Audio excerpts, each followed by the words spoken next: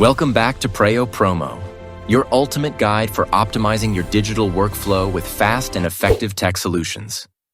Are you trying to point out specific details in your tutorials but don't know how to add clean, professional visual indicators? Today, I'm showing you the pro-level secret to adding dynamic arrows and lines inside Camtasia in just seconds. Step 1. Launch the app. First, open your Camtasia application on your computer to launch your main video production editing interface. Step 2. Load project assets. Press the prominent Import Media button and select the exact files you want to edit into your project.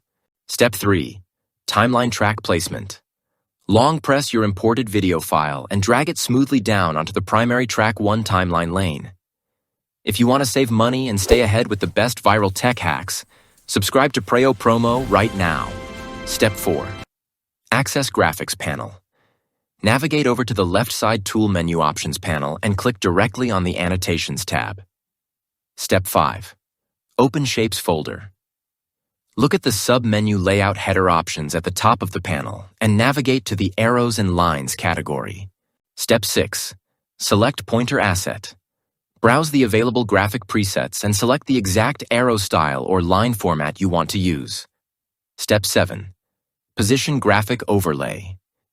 Drag and drop your chosen arrow or line directly onto your video canvas to highlight your on-screen actions perfectly.